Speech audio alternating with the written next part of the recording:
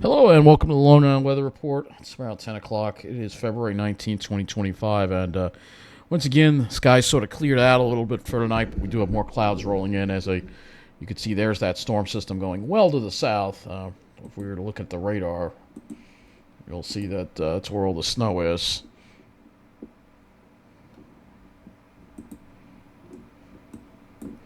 So you can see here, that's where it's snowing pretty heavy. If you're in Virginia, North Carolina, even parts of the Delmarva, that's where they're getting snow, and that's where all the winter storm warnings are. And you can see that's where they are, Delmarva, and those are the areas that are seeing snow. But for the rest of us, we're not seeing anything here. You can see all those extreme cold warnings again going right down to the Gulf. I mean, this air mass just went right down to the Gulf. I mean, literally. Let's see what. Afraid to look how cold it is there. Well, it's not too bad. It's 34 and it looks like 28 at Palicos, 20s in Houston. That's not too crazy. But as you head to Oklahoma, we got teens. Doesn't seem like as bad as last night. 9 degrees in Clinton. I guess that's Kansas, right? Watauga. So you got single digits over there.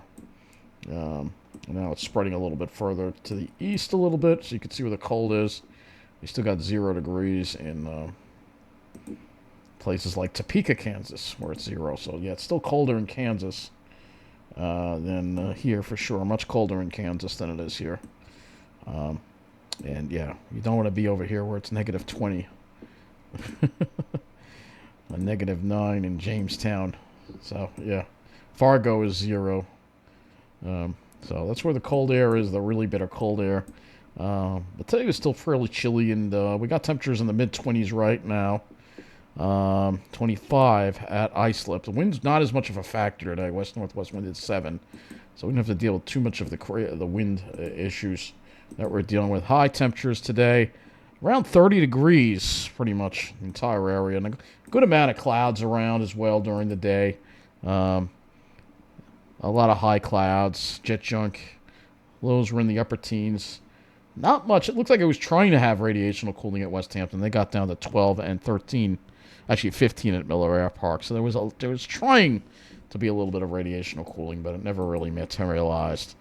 Will it happen tonight? That is the question. Well, actually, it is happening. That's the current temperature. So 12 degrees actually. So it looks like there is radiational cooling occurring tonight.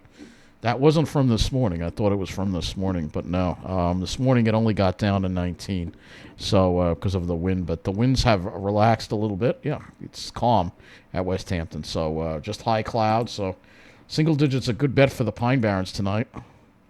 Yeah, and I'm guessing that that 15 was also probably not from this morning. Let's see. It might have been from this morning.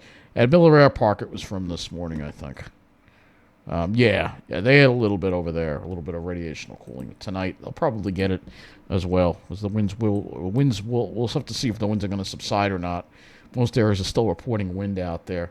Yeah, it's our current satellite image right now, and let's just show you some of the clouds today that we had. So during the afternoon, we had some breaks and some pretty clouds actually to look at, so you can kind of see what we had out there. Kind of pretty looking, a little bit of altocumulus there, really pretty looking skies. And then tonight, I actually was in Massapequa Preserve at night tonight to look at the stars, and very nice, actually. Yeah, I thought I'd have trouble walking through there with the moon, no moon, but it seemed like I was able to get to see. There was enough light from the surrounding area that I was able to see even without the moon, but you can see the stars and the pitch pines. So yeah, it cleared out for a time tonight. Just for a time before it clouded back over again. Let's go look at our climate statistics for today. For Islip, we had a high of 31 and a low of 18. So 9 degrees below normal for the day, pretty much. Panning out on the satellite here, just to show you the storm here. So here's the storm that's over the south right now. I'm going to show it to you here so you can see where the clouds are coming from. All right. This is your storm over the south here. So snow, and you can see it's kind of like really moving really slowly And look at all the snow cover, too, in the Midwest. That's all snow cover there. Well, it looks like snow is going all the way down to, I don't know if that's clouds or snow. Pause that for a moment. Yeah, those might just be clouds, actually. A lot of clouds, despite the cold air. It looks like they didn't really get much sunshine over there, which is kind of surprising. If we go look at some of those observations, I guess in the Midwest, you'd think that under that high, you'd think it would have been clear. We'll go look at some of these places here. Let's see if I can find Topeka, Kansas again. Let's see, we gotta find it. Topeka, Kansas. Or, well, I can pick anywhere, I guess. Litchfield, let's see. Yeah, I don't think they actually had clear skies today. Let's see, light snow.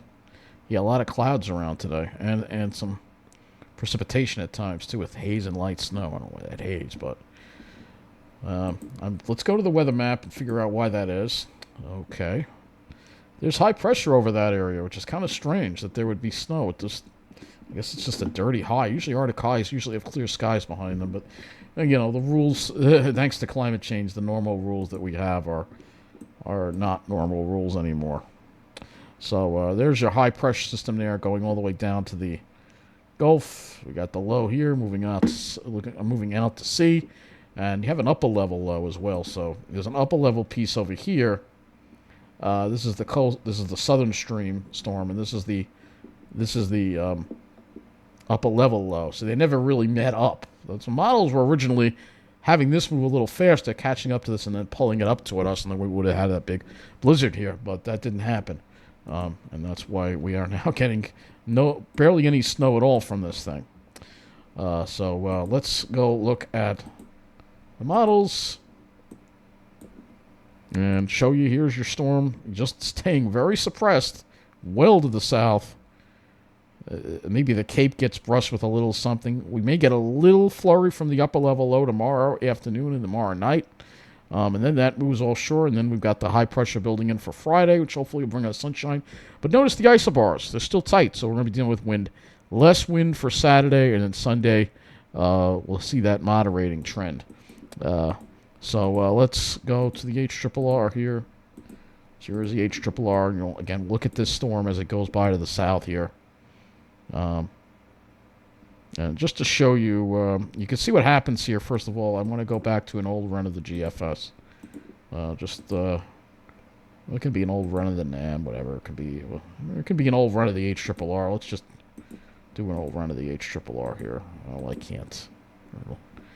Let's do an old run of the GFS. So, just show you where the snow falls, how we missed on the snowfall. So you can see heavier snowfalls well to the south of us. And some of those areas, I don't see any green here on the map, which means it doesn't seem like anyone got a foot out of it. Oh, wait a minute. That's not the rest. That's the yeah, that's the 0Z run from last night. So interesting. So yeah, the numbers from the storm really weren't that big, even where it did hit. I mean, they had some 8-inch amounts, but not like a huge amount of snow here. All right, so we'll go back to the HRRR here, and we'll just put this back to the 0Z HRRR, so we can look at. And this is the HRRR again, showing you where the accumulating snow is. See, all off to the south, but as we go through tomorrow, you'll see that upper level feature could bring up some light snow, a period of light snow tomorrow night. Probably 7, 8 o'clock. Or we may have a little bit of a period of light snow, a light flurry, which may be just enough to coat the ground. There's a lot of dry air in place that it's going to have to overcome, though. So it's saying that this is probably overdone. I don't think we're going to get an inch from it, but a coating is possible. Maybe some areas could get an inch, perhaps on the east end, but you can see that that's where the track is. Again, it'll be snowing out over the ocean a lot. It's not going to do it. If you had a little ship in the ocean in this spot, you could get a blizzard, but I don't think you want to do that. So the issue is the dry air, though. So looking at the dew points and wind flow, north winds, northwest winds become north tomorrow, and that dry air kind of stays in place. It does erode a little bit in the evening, But it's going to be tough for that precip to reach the surface, which is why I really don't know if we're going to see any actual accumulations beyond a coating from this. And then that moves away, and then northwest winds resume on Friday. It's still relatively dry air, but the air won't be as cold, so it's really very heavily modified air as we get into Friday as far as the Arctic element of it goes. Now, as far as tonight goes, lows in the teens for most areas, but radiational cooling in the Pine Barrens could be single digits over there. And then tomorrow, similar temperatures to today, more cloud cover. It's pretty much going to be overcast. We're not going to really have the filtered sunshine we had today. There will be no sunshine, probably plenty of clouds. And then tomorrow night, the temperatures drop to the upper teens probably. And then Friday, the HRRR still thinks we're going to have trouble getting above freezing on Friday. I think we'll get to the low to mid-30s. I think it's underdoing these temperatures. But what we will look at are soundings. So let's go 17Z. Just the middle of the day. Let's see if I can get soundings. These do look pretty good. So despite the wind, I think we'll have fairly clear skies for Friday. That could change as we get toward the afternoon. Well, let's see. Yeah, it does get a little closer as we get toward later in the afternoon. This is 2 o'clock. But they're still not quite touching. So I'm thinking we'll have more sunshine on Friday, even though we will have to deal with some wind. So let's look at the GFS, which is our other model, which we can use for temperatures, and see if it has. Yeah, I think it's going to be more like mid-30s, like 33, 35 degrees for a high on Friday. I think that's pretty much what it's looking like. And then as we get toward the weekend, we see a moderating trend. So as we go into toward the weekend, you'll see we're still in the northwest flow. Actually, here's Saturday. It has another piece of like really cold air coming out over New England there, it looks like, Saturday, and then that will kind of keep it from rising too much, I guess, on Saturday, west winds, and then Sunday, well, that's more of a west-north. Well, Sunday we see more of a west-southwest flow. That's going to get the temperatures up. So let's go and look at the temperatures. So as we get towards Saturday, it does have us getting above freezing again, and then you see it won't drop very much Saturday night, and then Sunday we're in the 40s. So that's what it's showing right now. Clouds. Let's go to that next. Back this up here. All right, so obviously plenty of clouds tomorrow. Starting off with clouds on Friday, and then the GFS a little slow to clear things up, but by the afternoon we would be mostly sunny. And then Saturday, it starts to roll some cirrus in on us. But not all the models are on board with that cirrus, though. Let's go look at the RGEM. This is the 0Z RGEM, which I have most of, so let's go look at this. Obviously, maybe we'll see a little bit of sun in the morning, but clouds for the most part. And then Friday should be mostly sunny. So that's as far out as we got on the RGEM. If we want to go a little further, the other RGEM. So Friday looks clear. It is try to roll some cirrus around in the morning Saturday, but then by the afternoon it looks like it tries to clear up again. So hopefully maybe we'll have some period of, I think still be decent amount of sunshine on Saturday.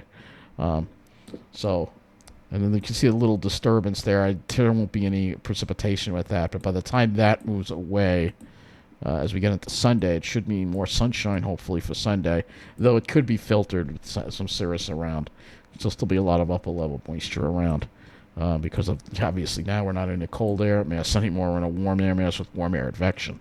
Usually we see that with that kind of thing. So let's look at a few more models here. Let's go to the NAM 3. We'll take a look and see what the NAM has for Friday. So here's the NAM. It has fairly clear conditions. And Saturday we'll have to watch. See, this doesn't have much clouds for Saturday. So we'll have to see. We could have a pair of nice days here, which would be nice for a change. After all the cloudy days we've had, days with clouds and just ridiculous amounts of wind, we will have to deal with wind on... let's go to the FV3. That's our next model, the GFS, our next high-resolution GFS, the FV3 for Friday. Looks fairly clear. Maybe develop some afternoon clouds over Long Island. That looks pretty good. So let's go to the... I know, we're going through a lot of models now, aren't we? Let's go to the NAM, and I'm going to go back and look at the precipitation. and see how the NAM handles this feature. So there's again, there's that little feature that comes through. Honestly, I don't think it's going to give that much snow. The best chances are going to be on the east end, where maybe there might be close to an inch. But other than that, I don't really see much accumulation with this upper level low that's coming through. There's just, the air is very dry, and the precipitation has to overcome that. And honestly, coding, I don't think anyone's going to really be able to measure an inch. I really don't see it. So let's go to the Ventus sky and look at the wind issues that we will have to deal with the wind again on Friday. So here's the wind, and we go to wind gusts. You'll see there'll be some wind. It won't be damaging wind, so I don't think there'll be a wind advisory, but it'll just be breezy. We'll look at windy.com as well. This is the HRRR, but it's showing not crazy amounts of wind. Now, if we go to clouds, it is showing some clouds by the afternoon. So clear earlier on, and then maybe some more strato Q by the afternoon, perhaps. This is the HRRR cloud output. So let's go to the windy.com model. And we'll use this model here and take a look at the winds here as well. Wind gusts. And we move this over to Friday. Let's see if this is a little more, it's a little more vigorous now. It says wind gusts in the 30s. I'm actually more leaning to buy this type of setup because those ice bursts did look pretty tight. So wind gusts in the 30s won't be quite wind advisory criteria, but you're going to feel that wind for sure. You are going to feel that wind. And just for fun, well, let's not take that away. But let's go to the clouds. I usually don't use this model. Yeah, same deal again. Could be pop-up strato Q by the afternoon, perhaps. Though it tends to thin it out more by the afternoon. So it's kind of weird. It's kind of reversed of what the HRRR has. Interesting. So I guess that wraps up this Long Island weather report. Thank you for watching and have a good night.